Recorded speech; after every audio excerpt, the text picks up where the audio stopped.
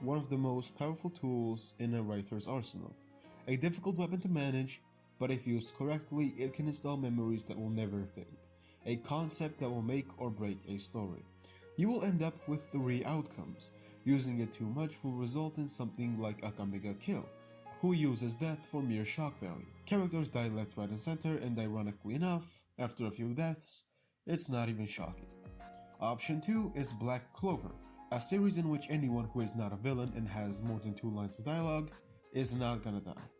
A product of not using death at all. No matter what powerful villain stands in your way, how intimidating they may be, the main characters on the good side will not die, not even the side characters.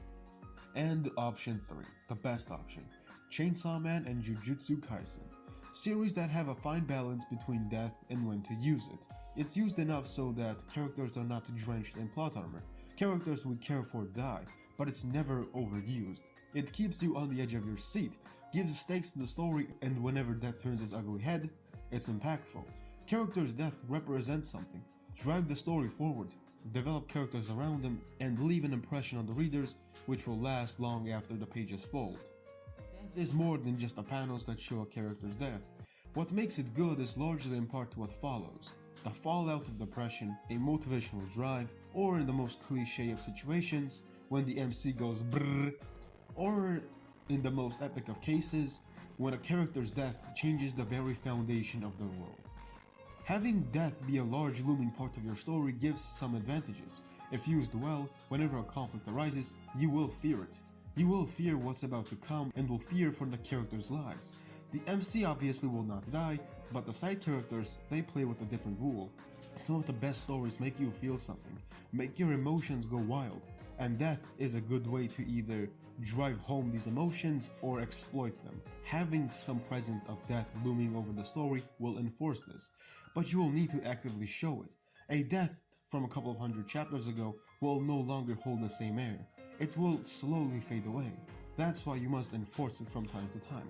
This drives the stakes into the story, gives meaning and consequence, something that will loom long after it passes, but using it for the sake of using it is hollow death. The build-up must be powerful as what follows it.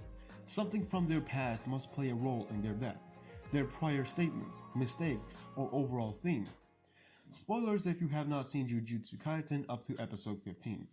Junpei Yoshino. His past mistake of trusting our handsome little Frankenstein and ending up killed by him. The fallout being Itadori's development, his rage towards Mahito, and even deepening his bond with his sensei, Nanami, which in turn leads to the Shibuya arc. Junpei was not a major character, but his death was meaningful. It was the peak of his character because of what he was, a character who was destined to die, but his death was used to its fullest potential. Another part of death involves the Shibuya arc, so skip step if you don't want spoilers for the Shibuya arc of Jujutsu Kaisen.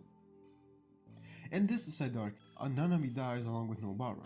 Her death is not really confirmed, but I'm positive she is dead. These two have been around for 100 chapters, practically from the very start. The Shibuya arc was a massive arc filled with world-changing events, small-scale war and developments for everything. In a sense, Nobara and Nanami's death represented the Jujutsu sorcerer's failure. Sure, Gojo got captured, the cooling games began, and the brain guy got whatever he wanted. But this is external consequence. What really resonates to the viewers is when a character dies. It feels more personal and directly connected to you. That's why when Nobara and Nanami died, that was the main killer. That hit you in the heart completely. Both served a permanent consequence and development drive for the characters. Nanami's death is one of the most powerful scenes in all of Jujutsu Kaisen. Him tanking through all this damage, man practically was a walking corpse, but he still prevailed, still walked and fought to his last breath. The climax of his death was really satisfying because it showed off how powerful he is and how badass he can be. It was amazing. One of the best parts of death, outside of the fallout and the build-up, is the climax. Climax is one of the most important parts in all of death. It could quite literally obliterate everything. You could maybe have death without the build-up, it could be shocking, but the climax and the execution of said climax will have the most impact on the readers. And one of the most impactful climaxes I've ever seen is One Piece Marineford. In this arc, Whitebeard dies, and his death has everything going for it. The build-up, the climax, and the fallout. The build-up being him looming over the battlefield for so long and other characters biting their tongue at the thought of him joining the combat. The strongest man lands on the battlefield and it sends literal quakes to the enemy. He is a walking, talking badassery incarnate.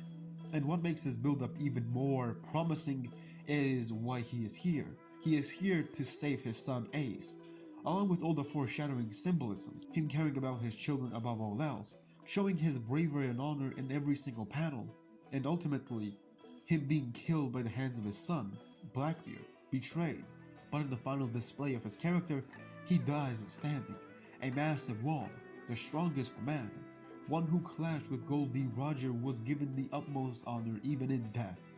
He came here to save his son, but he lost two of them. One of them was killed, and the other betrayed him. His death changed the very fabric of One Piece's world. It reignited the hunt for the One Piece Gold D. Roger started. It gave new breath to the world of One Piece. This represents Whitebeard's death. It has everything going for it. Even almost 600 chapters later, as one of the best One Piece characters of all time, because of his death. His death was the most epic scene in all of One Piece. And that is exactly what made Marineford and his character so amazing. Most of these deaths were foreshadowed by other characters' actions, had build-up and somewhat of a long-lasting climax, but Chainsaw Man does things in a bizarre manner. Instead of focusing on a character who is going to die, we focus on a character who will be doing the killing. A build-up that didn't really have anything to do with the victim, but rather a slow escalation from the killer's side. Spoilers for the final few chapters of Chainsaw Man. Power dies. Out of nowhere, she dies. She was just in the wrong place in the wrong time. Her death doesn't even last that long. It was just a single page. But even though this sounds bad, it works perfectly. We had build-up in the form of Makima, and the shell shock was that one panel. How Makima tried to move away from it instantly. It gave you this sense of questioning your reality. It was like, what even happened, bro? What is this? Even though this sounds bad, it was executed perfectly. But if this was the end of her character, this would have been a bad death for Power. But what makes it even better is how she comes back. She comes back later on with proper foreshadowing.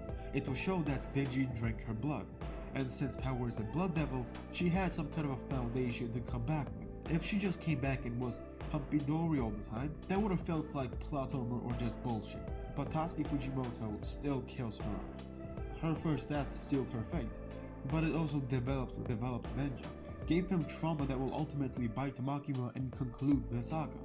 Her revival was just a send-off for the character, displaying her development from a ruthless killer to someone who will be willing to sacrifice herself for the sake of others. To represent her development, we had the Phoenix Resurrection. She died only to rise up and show her full character in her sacrifice. Her death had everything going for it. The tragedy, the build-up, the execution, and the fallout. This death motivated him to kill one of the most powerful demons in all of Chainsaw Man, the Control Devil Makima. This changed Denji's very foundation, and it will perpetually be present in Chainsaw Man Part 2, I'm sure of it. On the other hand, Akame ga Kill is one of the worst possible cases of death. No proper build-up, which consists of two characters just meeting and one of them dying, and the fallout being, oh, we lost a guy. Well, that's too bad. We have to grab another guy as a substitute. Time to go for plan B now, boys. Yeah. Characters die so often that the majority of deaths don't even have any time to breathe. I mentioned how you need to constantly enforce death so that plot armor does not make a prominent part in the reader's mind.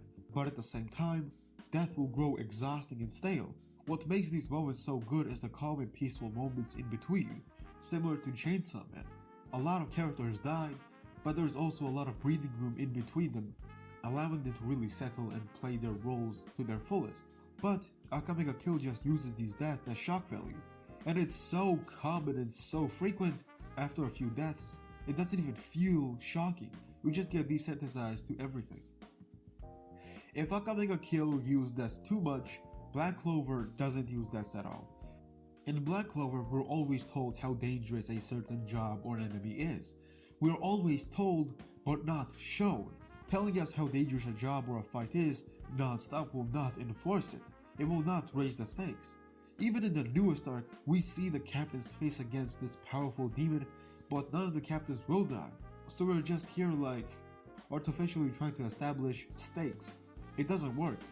No character that has more than 2 lines of dialogue and is on the side of good will die in this story. None of them will. One character did die, a really prominent character who was also a fan favorite character, Julius Novacrona.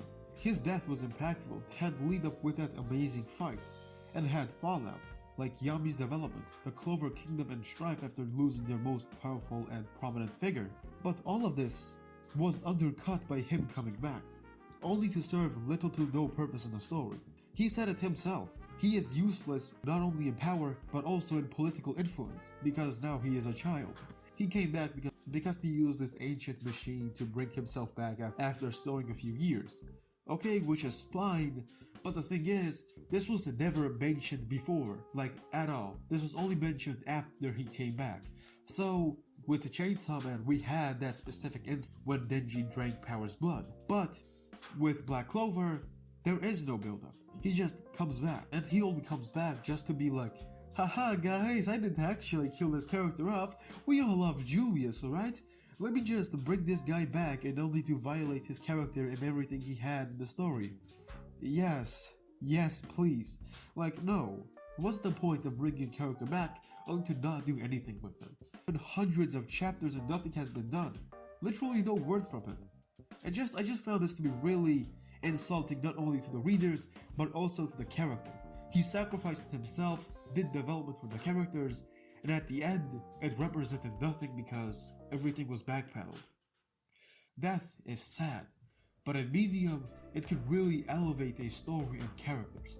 Some of the most powerful characters in all of Medium were killed at the end of their story. That's what makes them so great, their deaths. It is sad, but that's what makes it so good. And if these emotions are driven correctly by the writers, it could be an incredible tool.